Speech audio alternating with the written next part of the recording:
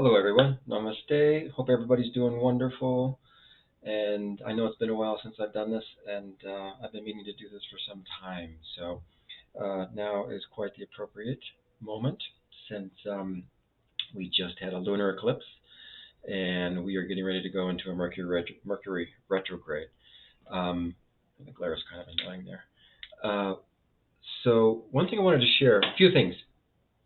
Um, the eclipse we just had, some were calling it a blood moon, blah blah blah.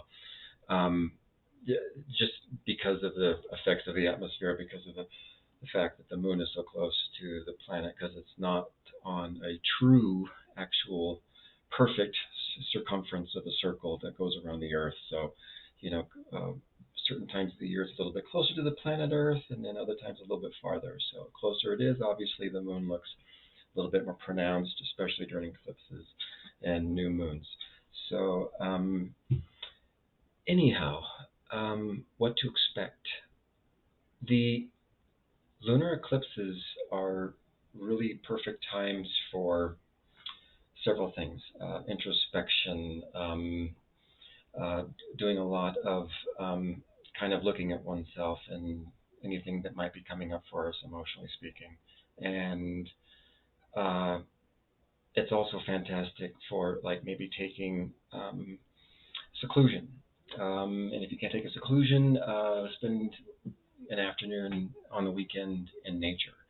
That is a perfect time for kind of helping become more grounded if things seem to feel like maybe they're a little bit out of control, more to the point where emotionally things just feel very kind of agitated and uncomfortable, and you're just like, what the F?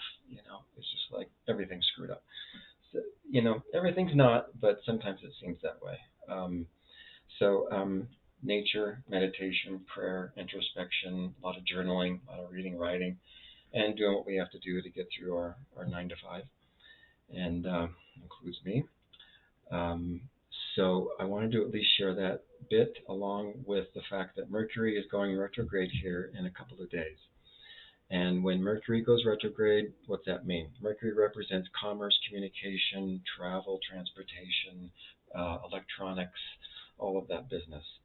So when Mercury goes retrograde, um, it's a symbolic representation of the energy that Mercury represents, which is about all those things I just mentioned.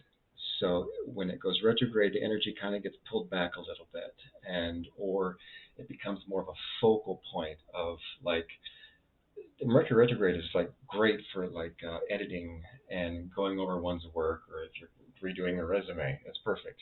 It's just about kind of going and looking for the details of things that need to be worked on, making sure that in your business, if you're doing contracts and you have to do the contract for your work at this time for the next 3 weeks when Mercury's in retrograde, you double check, triple check, make sure your T's are crossed, I's are dotted, all that business, and just know that weird stuff can come up, and just kind of go, it doesn't surprise me, and just kind of roll with the punches and do what you have to do to get through the deal. And it is in Gemini, so there is a strengthening factor where there is more support to the Mercury and all those elements I just included. Mars is there as well. So what that means is there may be more frustration than normal along with these issues that you have to deal with. So keep that in mind, and definitely take your morning time and your evening time if you can allow for those just going within, getting yourself into that space of just being able to be still and catch your breath, go deep into the breath every morning and every night before you go to bed, and just allow that breath and the deep breathing to take you to the space of that stillness that can really just create a whole different perspective and reality from the whole day's experience if it was real pain in the ass.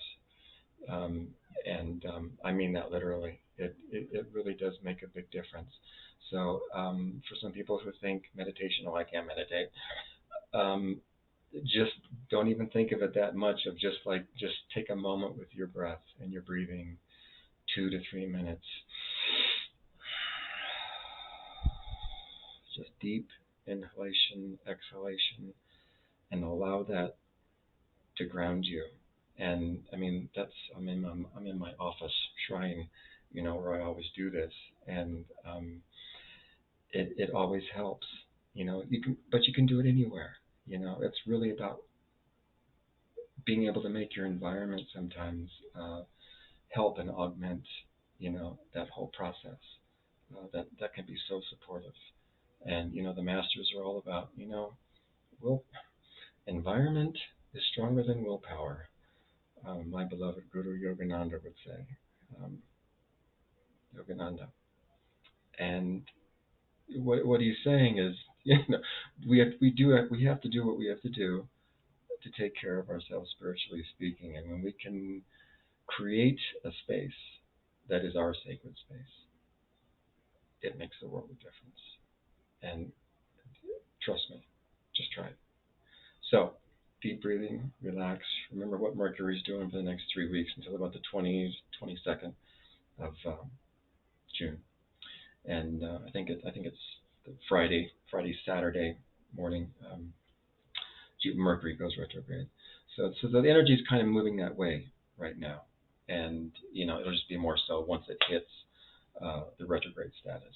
And remember, it's just an optical illusion of the retrograde energy, and it's just because of how the planets are moving in conjunction to where the Earth is and all that business. So I just wanted to share that with everybody, and I'm going to be doing many more of these. I'll be starting a podcast pretty soon, and I'll be doing at least a weekly um, Jyotish, Vedic astrology, sidereal astrology, interpretation for what's going on in the heavens, and all of that as time goes on. I know this past year has been a royal pain, and that's putting it lightly. Um, and yeah, there are astrological aspects that express those difficult um, experiences. And one of my mentor teachers from 20 years, he was like, I mean, last year he talked about, no, a pandemic's coming, and this was like early January, and there's one thing he looked at. So you really can see quite a few different things through this scientific art of uh, this practice of divination, if you will, through the Vedic system. And so anyhow, before it gets any longer, I bid you all a good night, and namaste.